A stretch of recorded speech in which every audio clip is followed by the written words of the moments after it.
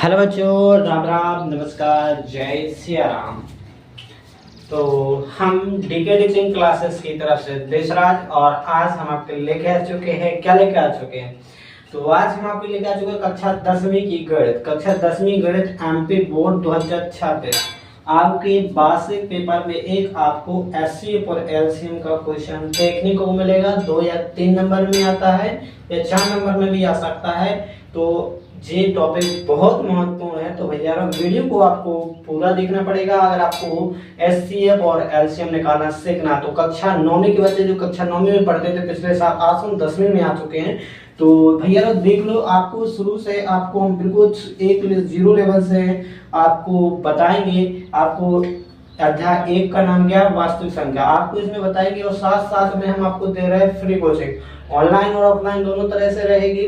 बस आपको क्या करना है, ऑफलाइन आने तो हमारे घर पे आना पड़ेगा, ऑनलाइन आना होगा तो वीडियो देखना होगा कंटिन्यू। आपको ये टॉपिक बाय टॉपिक जो महत्वपूर्ण होंगे उन टॉपिक को हम आपको समझा के बता देंगे। एक ही वीडियो में पूरा समझा देंगे, बस आपको शुरू से लेकर लास्ट तक जरूर देखना है।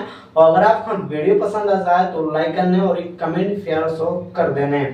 तो सबसे पहले इसमें बात करेंगे अपन लोग कि इसमें जो क्या है। एचसीएफ हम बताएंगे आपको और एलसीएम एक बार आपने सीखा होगा। एचसीएफ और एलसीएम से आप परिचित होंगे, आपने कक्षा 6वीं में सीखा। लेकिन आज का विषय 6वीं में कोई गणित पढ़ता ही नहीं है, ना कोई पढ़ाता है। और आप लोगों को इतना ज्ञान भी नहीं होता छोटे में कि कक्षा 6वीं में बहुत छोटे आप गांव देहातन में कोई 6वीं में ना किताब में गणित लगा भी किसी को स्वाद नहीं होता। हम खुद को इतना स्वाद नहीं आता कि भैया हमको गणित लगाने भी होते हैं। हम इतना रहता है, इतना बस होते हैं, बच्चों को पता रहता है कि उसके जो उसमें चित्र बने थे होते भी देखते हैं, उसमें जो बना होता फोटो उनके उतार लेते हैं, बनाते हैं। जी काम बस रहता है कि देखने पलटाने का, इतना ही कर पाते हैं 6वीं में।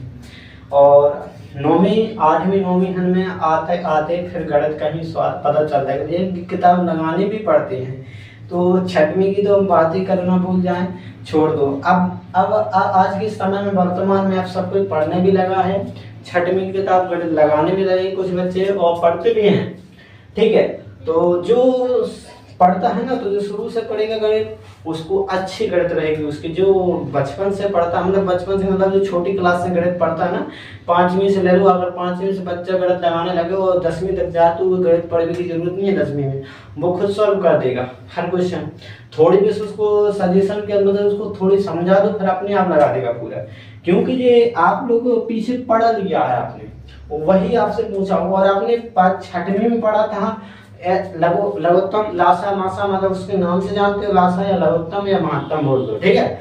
और इसमें आपको दे दिया इंग्लिश में एचसीएफ और एलसीएम, नाम एक ही है, बात काम कोई 100 है। लेकिन इसमें उसमें आपने 6वीं में सीखा था पंक्ति से और सारगुणज से का सीखो, तो लासा और महत्तम निकालना सीखा था। मासा और लघुत्तम आपने कैसे सीखो, तो वहां पर सीखा था आपने सारगुणज से और पंक्ति से। इस तरीके से पंक्ति हमारा कहने का मतलब है आपने इस तरीके से भी सीखा था, ठीक है। एक स्तंभ हो गया और स्तंभ एक जब पंक्ति होगी तो इसको हम पंक्ति तरीका बोलते हैं, पंक्ति विधि बोल दो।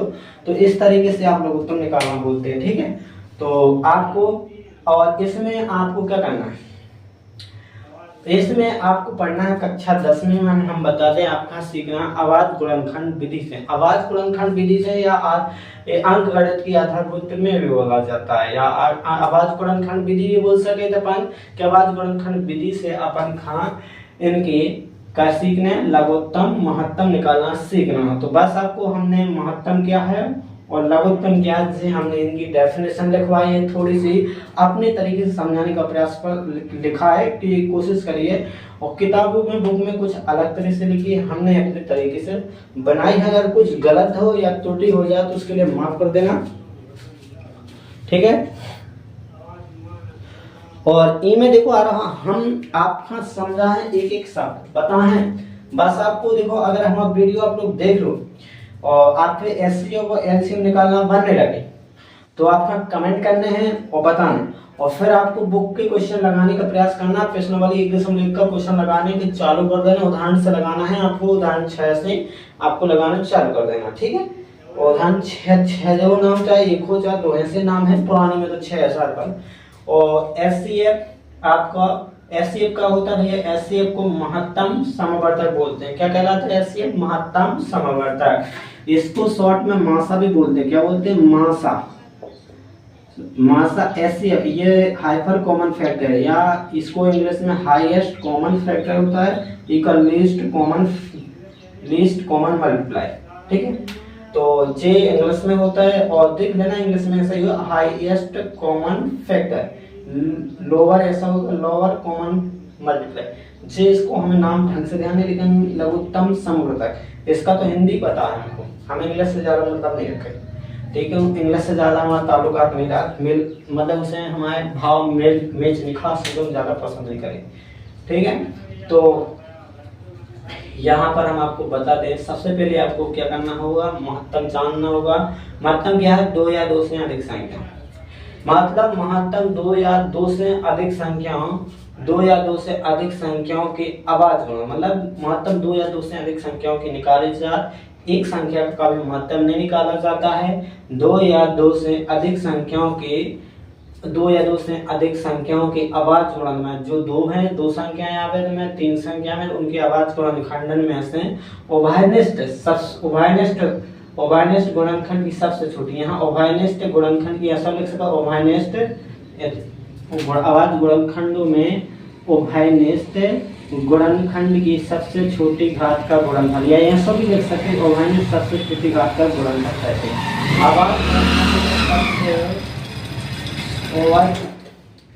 अभाज्य गुणनखंडों में क्या बोल सकते हैं? अभाज्य गुणनखंडों में से उभयनिष्ठ। उभयनिष्ठ का मतलब होता है कॉमन सबसे छोटी घात का गुणनफल। उभयनिष्ठ सबसे छोटी घात का गुणनफल। जो अभाज्य गुणनखंड है उनमें से उभयनिष्ठ सबसे छोटी घात का गुणनफल। अगर यहाँ पर बिल्कुल क्लियर भाषा लिखना तो यहाँ पर लिख सकते हैं, जहाँ पर हमने एक हंसप का चिन्ह बना दिया है, यहाँ पर लिख सकते हो उभयनिष्ठ गुणनखंड की सबसे छोटी घात का गुणनफल होता है। यहाँ उभयनिष्ठ गुणनखंड, यहाँ लिख सकते हो उभयनिष्ठ गुणनखंड। थोड़ी सी यहाँ पर भाषा मिस फेल हो रही थी, मतलब यहाँ पर सही नहीं लग रहा था, कुछ अधूरा सा लग रहा था। यहाँ पर गुणनखंड लिख सकते तो बहुत क्लियर भाषा हो जाएगी। क्या लिख सकते हैं? बोलो अब समझो कि दो या दो से अधिक संख्याओं के अभाज्य गुणनखंडों में, दो या दो से अधिक संख्याओं के अभाज्य गुणनखंडों में उभयनिष्ठ गुणनखंड की, यहाँ पर की लगा दो, गुणनखंड की सबसे छोटी घात का गुणनफल ऐसे कहलाता है। अब आपको समझ में आएगा उदाहरण की तरह से, और जब एक एग्जाम्पल देखोगे आपको आराम से समझ में आएगा। 18 ले लिया, 36 ले लिया, 36 के गुणनखंड, 18 के गुणनखंड। जब तुम 18 की गुणनखंड कैसे करोगे? 18 का गुणनखंड इस तरीके से करते हैं आप लोग, 2 से काटोगे, 2 9 18, 3 से काटोगे, फिर 3 3 9, 3 का भाग 0, 3 का 0 3, तो कितना आ गया? इतना आ गया। अब इसमें गुणनखंड हो गए, दो गुणनखंड कौन है? 2 गुणा 3 गुणा 3, ये गुणनखंड आ रहे। जे आपका एक नहीं ले रहे, इधर एक आ रहा था अभाज्य संख्याओं का लेना, तो जे 2 3 अभाज्य हैं तो इनका ले लेना। ठीक है, अभाज्य गुणनखंड आ गए, अभाज्य गुणनखंड निकाल ले इस तरीके से, बाकी सब ले लें, एक बस ले लें, एक कैसे सब में रात, और वैसे भी एक अभाज्य नहीं है तो अभाज्य होता तो ले लेते। 36 के काटो, 2 से काटो तो 18 आ जाना, 2 से काटो 9 आ जाना, और फिर 3 से काटो 3 आ जाना, फिर 3 से काटो 3 आ जाना। तो इसमें 1 2 बस बढ़ना है, बाकी सब 3 वैसे ही डालना है। तो आपका भी इसमें क्या करना है, एक चीज को ध्यान देना पड़ता है आपको। गुणनखंड तो कर लिए, गुणनखंड करके इस तरीके से लिख रहे हैं, और आप बगल पे गुणनखंड करके लिखना चाहते हो तो ऐसा लिख लिया करो। आपको कुछ बगल पे या उधर पीछे कर लो, माँ हमको सवाल लगाना तो नहीं लिखाना है। तो इस तरीके से आप कहीं पे लिख लो, यहीं पे क्वेश्चन में ही हल कर लो सब गुणनखंड।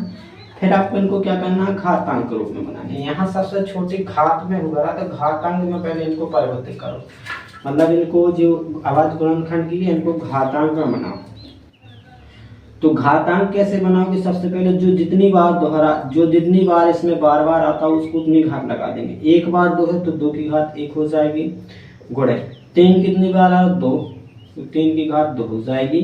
2 इसमें 2 बार आ तो 2 की घात 2 हो जाएगी। इसमें 3 2 बार आ तो 3 की घात 2 हो जाएगी।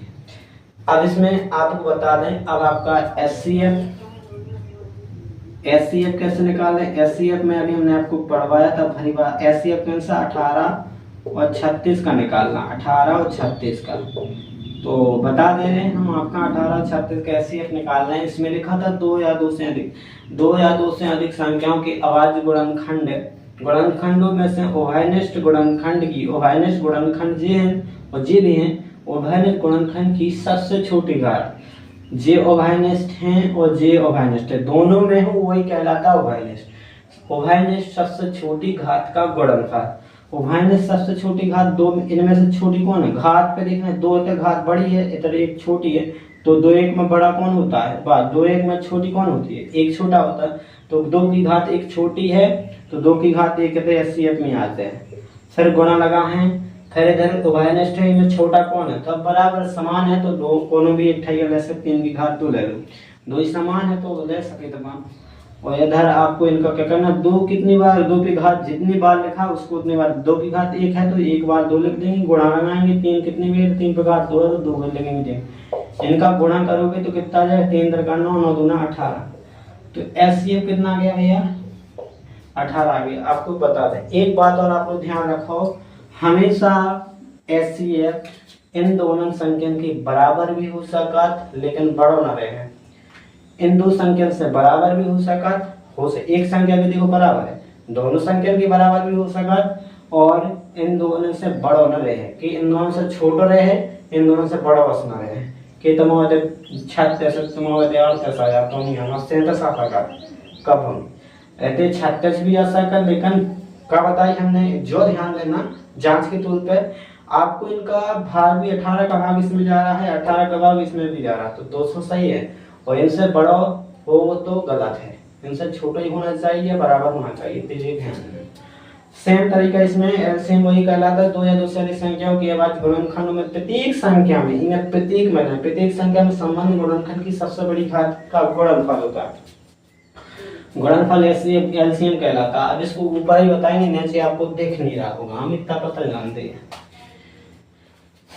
यहाँ पर हम फिर एक क्वेश्चन एलसीएम एचसीएफ दोनों करेंगे कन्वर्ट में, और अभी हमने आपको बताया सबसे सीधा सीधा ध्यान रखने यहाँ पर कि एचसीएफ का हो सबसे छोटी घात और एलसीएम हो सबसे बड़ी घात, जो सबरी संख्या से देखें। अब एलसीएम की लाने गुणनखंड करो 24 के और 16 के, 24 के करो तो कितने आ जाए? 24 की कर ले भी हम ना, 24 2 से काटो 12, 2 से काटो 6, 2 से काटो 3 और 3 से काटे 1, फिर करें कितने के? 16 के, 16 के काटो 2 से 8, 2 से 8 काटे 4, 2 से 2, फिर 4 1 आ गया। गुणनखंड कर लेना, हमें कोई बताने की जरूरत नहीं है, ठीक है, हम देखा बस रहे गुणनखंड किस तरीके से करते हैं। तो आपके 24 के कितने आए? 24 के जिस सबरे हैं तो इसको लिखेंगे 2 गुणे 2 गुणे 2 और 3, तीनों 6 6 14, ठीक है। इसके 2 ही 2 हैं 4 ठे, 2 2 गुणे 2 गुणे 2 गुणे 2 गुणे हो गए। अब इनको घात के रूप में बनाना, तो घात में हमने अभी बताया था आपको कि जितनी बार जो उनको घात लगा दो, 1 2 3, 2 3 बार तो 3 2 की घात 1, 3 1 बार तो 3 की घात 1, जी 4 बार 2 की घात 4, ठीक है। अब आपको क्या लगाना है? लघुत्तम एलसीएम निकालना, तो एलसीएम पाएगा निकालना 24 और 16 का, ठीक है। अब आपका एलसीएम में क्या होता है कि 2 या 2 से अधिक संख्याओं के अभाज्य गुणनखंड में प्रत्येक संख्या, प्रत्येक का मतलब जितनी है उनमें से, इधर 2 हैं इतने से 1 है, तो प्रत्येक से लिखने संबंध गुणनखंड की सबसे बड़ी घात, तो सबसे बड़ी घात ई में कौन सी है? इन दोनों में सबसे बड़ी घात है 2 उभयनिष्ठ है, सबसे बड़ी घात 2 की घात 4, तो 4 लेने, और ई में 3 की घात 1 है और ई में नीचे 3 की घात 1 है नहीं है, तो बहुत बड़े का है। अब ऐसा मान लो कि भैया 3 की घात 1 अपने आप में बड़ी है, कैसे? 3 की घात की तुलना किसे करें? 3 की घात 3 से तुलना करेंगे, 3 है ही नहीं है। जैसे अपन लोग सोचे एक कुत्ता है, कुत्ता से देखिए, जैसे छोटा कुत्ता है एक बड़ा कुत्ता है, अब छोटे कुत्ते को कुत्ता की तुलना कुत्ते से करेंगे, जैसे कुत्ता है एक छोटा कुत्ता है। अब यहाँ पर देख रहे जी, इसको मान लो कुत्ता, इसको और कोई जानवर मान लो, भालू मान लो, ठीक है। तो जी भालू, इन 2 भालू में कौन बड़ा हो? जो भालू बड़ा है। इन कुत्तन में कोई बड़ा नहीं है, इन कुत्तन में अकेले कुत्ता तो जो खुद बड़ा हुई, ठीक है ना। एक जैसे कहीं पर अकेला तो उसको अपने आप में समझेगा हम यहाँ के बड़े सबसे बड़े राजा हैं, तो यह सब समझेगा वो ही अकेला तो कोई बड़े हैं। तो यहाँ पर सबसे बड़ी प्रतीक संख्या, यहाँ पर लिखा संबंध, प्रतीक संख्या में संबंध। तो प्रतीक जा संख्या अलग है, जा अलग है, तो प्रतीक संख्या में देखने सबसे बड़ी घात होगी, तो इसकी बड़ी घात जा ही है। तो 2 की घात 3 की घात 1 घात 2 हाथ 4 बार लिख देगी गुणा 3 हाँ 1 बेर गुणा करो सो कितना आ जाए 32 गुणा 3 3 दूना 6 32 96 हो जाए। तो इनका गुणा कर लोगे 32 96 आपका कितना आ जाएगा 96 क्या आ जाएगा आपका एलसीएम। अब इसमें 24 का भाग, और एलसीएम की खासियत बात है एलसीएम हमेशा बड़ा आता है या बराबर आ जाता है। 24 का भाग उसमें इसका उल्टा होता है, उसमें भाग छोटी रहती है इसमें बड़ी रहती है, वो बराबर ही होती सब एक जैसा होता है। 24 का भाग इसमें जा रहा है 16 का भाग उसमें होता था कि मुआसा का भाग दोनों में जाते, इसमें दोनों जो संख्या को महत्तम नगत्तम निकालो उन संख्या को उनमें भाग जाए नगत्तम में, तो इसका भाग इसमें इसका भाग इसमें जा। अब आपको एक क्वेश्चन कॉमन ले रहे हैं, दोनों में लघुत्तम महत्तम दो ही इकट्ठा निकाल के दिखाएं आपको, बस आपको थोड़ी देर के इंतजार करना पड़ेगा, थोड़ी देर, ठीक है।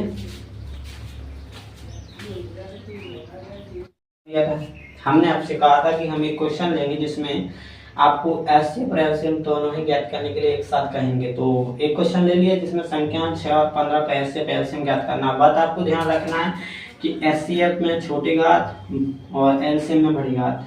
तो सबसे पहले आपको इसको हल करना है, तो पहले आवाज गुणनखंड विधि से लेकर आएगा, तो आवाज गुण यहाँ पर लिखा है संख्या 6 15 का एचसीएफ एलसीएम ज्ञात कीजिए आवाज गुण। हमने लिखा नहीं, लिखना आएगा आवाज गुणनखंड विधि से, तो वैसे बताएंगे।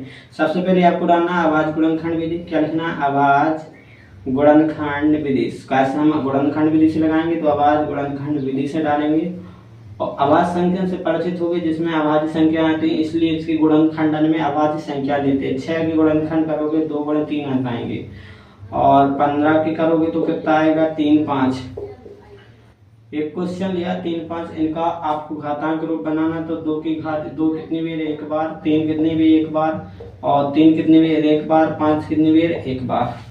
अब इनका आपको क्या निकालना है, अब आप इनका एलसीएम निकालना है। एलसीएम 6 15 का निकालना, तो भैया और ध्यान दो, हमने क्या कहा था एलसीएम में सबसे बड़ी घात प्रत्येक संख्या से भाइनेस्ट, और भाइनेस्ट संख्या कौन है, 3 है, तो 3 में इनमें सबसे बड़ी घात कौन है, और भाइनेस्ट तो सबसे बड़ी घात कितनी है इन दोनों में, मतलब इसमें भी कुत्ता है, इसमें कुत्ता, या इसमें वो तो भालू है भालू है, तो इन दो भालू है जो छोटे छोटे बराबर 4 जोन भी ले लो, तो 3 की घात 1 ले लो, ठीक है, एक 4 जोन उठा लो।